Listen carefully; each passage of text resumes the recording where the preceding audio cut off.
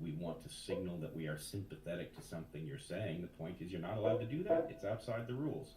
So, yeah, we've set the stage for ourselves here, and we are now seeing just how far it goes. And you would see exactly the same thing censorship-wise, right? To the extent that you have these arrogant corporations that live, I don't even want to say on one side of the ideological spectrum, because I think it's far more political than anything. But to the extent that they see one set of things, that they will violate norms like free speech to address, of course, those very same rights that they are generating for themselves will be turned on exactly the people that they would want to protect. So, yeah, we've created a predicament for ourselves that is going to require some very careful, counterintuitive thinking to escape. And Brett, you know, we're talking about what the BLM rights are particularly important. Why is it that we cannot be consistent in our thinking? Why is it that people who are on that side are fully able to condemn Trump, fully able to say this is, you know, disgusting, this is whatever it may be, but when it comes to their own side, they go, well, what they're doing is trying to abolish systemic racism? Well, you know, I have just a personal rule about this. I don't think that what's going on the two sides is exactly symmetrical, right? There are lots of nuances. However, my feeling is, if you were condemning BLM and you are not at least trying to figure out what part of what happened yesterday is completely unacceptable and for the same reasons, you're not really part of the actual conversation. You're just a passive. And so if you were to limit the conversation to only people who are recognizably behaving in a non-partisan and even-handed fashion, the quality of the conversation would immediately skyrocket. The problem is everybody wants to amplify that which leans in their direction. And so what you get is a lot of people making arguments. Many of those arguments may be true, but they're making them for the wrong reason, right? They're not legitimate arguments because what's motivating them is, hey, that works in my favor, rather than that's actually accurate. So anyway, it would be wise if we figured out how to narrow the conversation to only those people who've proven that when a point goes against whatever their side might be, that they still recognize it. Well, I don't think that's going to happen. I mean, to put it as pessimistically as I can, but what I think maybe it's time to start talking about is the big tech incentivization of ever-spiraling extremism.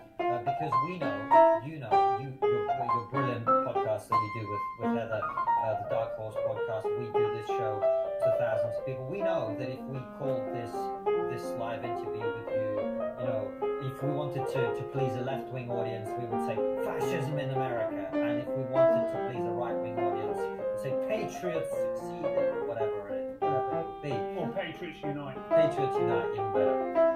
That'd be great. So if we do either of those things, we would have 10 times as many people in here, and 10 times as much action, and 10 times as many super chats. And that is the way you do things if you want to get attention. We've done our very best to stay away from that. We don't always succeed, but we've done our best.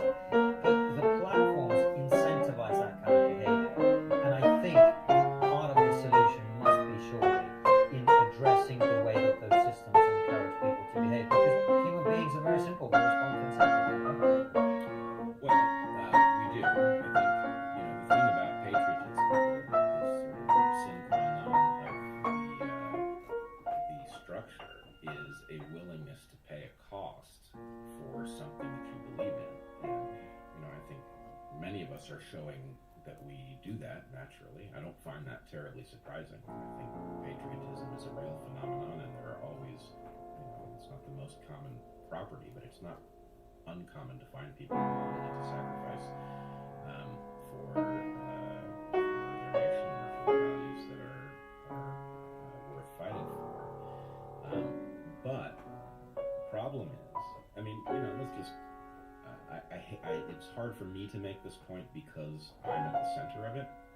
But Facebook has now tossed the president off their platform, right?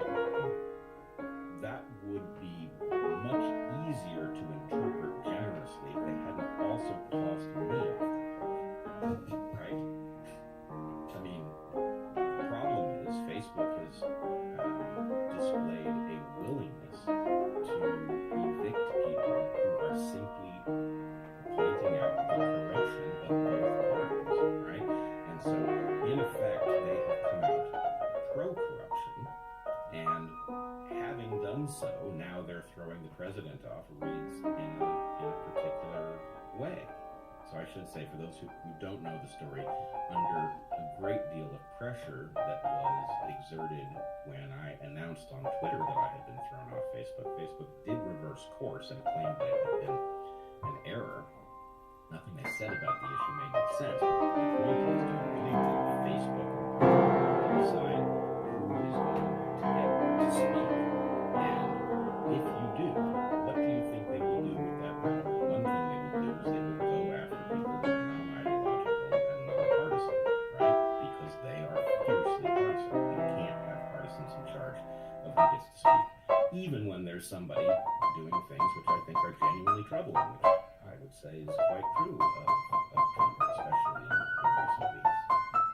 So what do we do, Brett? We have these companies, 4 or 5 of them, and they're in charge, and they're the ones that get to decide to decimate the information. What can we do as a society to take back control? Francis Well, brings this is out gonna be- Brexit slogan. Just for hardcore fans. Yeah. Take back control of our tech. All right. So let's just first notice one of the facts that works in our favor. You've got 3 kinds of people inside of all of our institutions.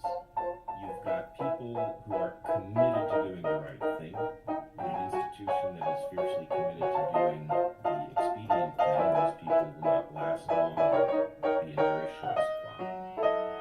You've got people who are ruthless and do whatever is in their own interest, irrespective of what the cost may be.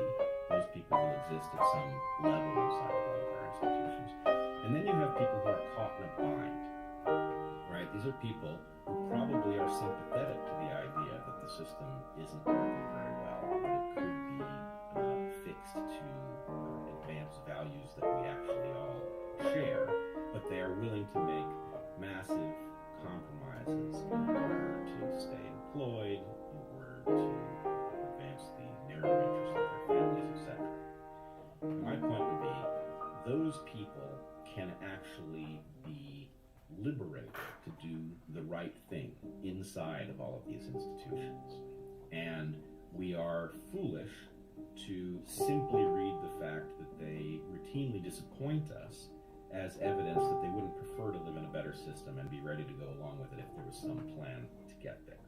So this is a long-winded way of saying that strategically speaking, you've got a lot of people who are capable of leveling up, being good, and collaborating, who can't be seen because their day-to-day activities look corrupt like everything else about our system. And so I would say we need to start reaching those people, and they need to start reaching across political, ideological lines to their partners in competing institutions, right? Now you can say this about our political structure, for example. In the U.S., there are, I think it's a small number of high-quality people in the Congress, for example, who could partner with people across the aisle to right the ship of state.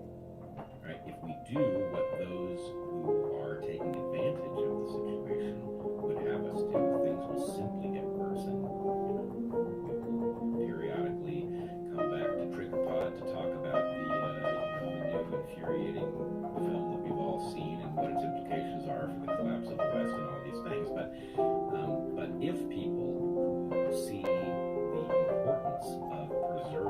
nation, in the case of the U.S., and the West more generally, to start behaving like patriots and contacting those with different views who share that same priority, there's a lot of good that can be done. So the question is, can those people, what are they paying attention to? What are they reading, right? Either they're paying attention to channels like this one, in which case there's hope of reaching them, or are they paying attention to officially sanctioned channels that are so fiercely partisan that even though this is the moment for them to take control and partner across these traditional lines, that they will just miss the call because they won't know it's out there. And Brett, what would you say to, and this is a very, very left-wing argument that has been put to me, and I can't really see a way around it, but this is the inevitable result of capitalism. This is what happens when you have monopolies in charge of disseminating information. They are ultimately going to